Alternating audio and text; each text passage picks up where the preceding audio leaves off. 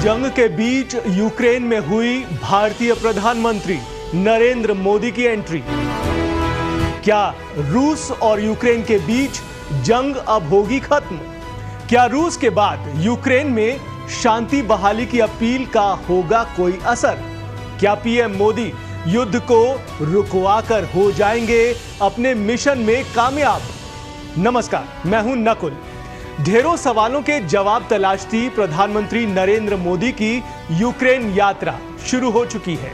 Poland से निकलकर प्रधानमंत्री मोदी ट्रेन से यूक्रेन में दाखिल हुए, जहां उनका रेलवे स्टेशन पहुंचने पर गर्मजोशी से स्वागत भी हुआ। फिर कुछ देर बाद उनकी मुलाकात राष्ट्रपति जेलेंस्की से भी हुई। इस मुलाकात के दौरान कुछ तस्वीरें सामने आई। दोनों नेताओं ने एक दूसरे को गले लगा लिया। साथ ही प्रधानमंत्री मोदी ने तो जेलेंस्की के कंधों पर हाथ रखकर उनसे बातचीत भी की। बहरहाल सभी की नजरें अब नरेंद्र मोदी और यूक्रेन के प्रेसिडेंट जेलेंस्की के बीच मुलाकात और उसके नतीजों पर टिकी हुई है। वैसे आपको यह भी बता दें कि ये किसी भारतीय प्रधानमंत्री का पहला यूक्रेन दौरा है, और ये दौरा भी तब लगा है जब रूस और यूक्रेन के बीच युद्ध चल रहा है, थमा नहीं है। और यही वजह है कि प्रधानमंत्री मोदी का ये दौरा बेहद अहम माना जा रहा है। आपको याद होगा कि प्रधानमंत्री नरेंद्र मोदी करीब 1 महीने पहले ही यूक्रेन से युद्ध करने वाले देश रूस के दौरे पर भी जा चुके हैं। वहां भी उन्होंने दोनों देशों से युद्ध खत्म करके शांति बहाली की अपील की थी। रूस के एक सरकारी टीवी चैनल के मुताबिक भारतीय प्रधानमंत्री नरेंद्र मोदी मॉस्को और कीव के बीच बातचीत के इच्छुक हैं। आपको ये भी बताते चले कि फरवरी 2022 में जब यूक्रेन पर रूस का सैन्य ऑपरेशन शुरू हुआ था, तब भी भारत ने हमेशा बातचीत, शांति बहाली और कूटनीति पर जोर दिया था। वैसे मोदी अपने यूक्रेन दौरे के दौरान सुरक्षा कारणों के चलते कुछ ही घंटों के लिए वहां रुकेंगे।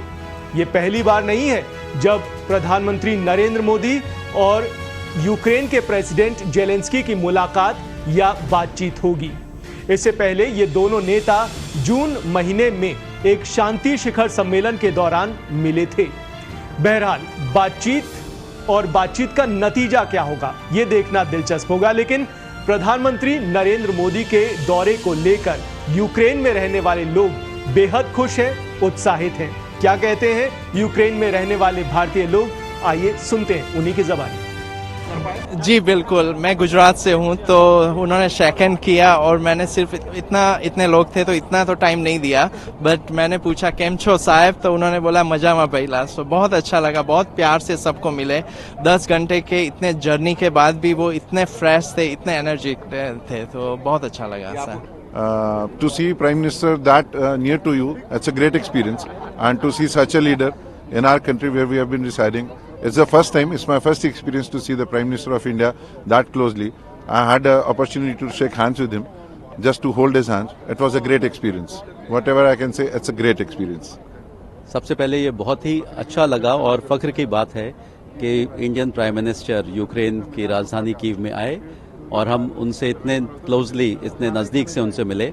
और हमारे यहाँ डायस्पोरा के लिए, जो इंडियन डायस्पोरा के लिए एक बहुत बड़ी चीज़ है कि प्रधानमंत्री यहाँ पर मौजूद हों। इतना नज़दीक से उनसे मिलकर के एक जोश दिल में आ जाता है देश के प्रति। मैं यहाँ 92 से हूँ यूक्रेन में, और मैं धोती कुर्ता पहन के इसलिए आया क्योंकि ये हमारा भारतीय ड्रेस है 100%, न कि कुर्ता पजामा। जी, हम भी काफ़ी एक्साइटेड थे मोदी जी का जब से पता चला कि इधर आएंगे, और हमें उम्मीद है कि युद्ध के बारे में भी चर्चा जरूर होगी और शांति के प्रयास करे जाएंगे, हमें उम्मीद है। कुल मिलाकर देखना दिलचस्प रहेगा कि प्रधानमंत्री नरेंद्र मोदी का रूस के बाद यूक्रेन दौरे का क्या कुछ असर रहता है। क्या प्रधानमंत्री नरेंद्र मोदी इस मिशन में कामयाब होते हैं या नहीं, देखना दिलचस्प होगा। फिलहाल के लिए इस पेशकश में इतना ही। दीजिए इजाजत, लेकिन आप जुड़े रहिए पत्रिका डिजिटल के साथ।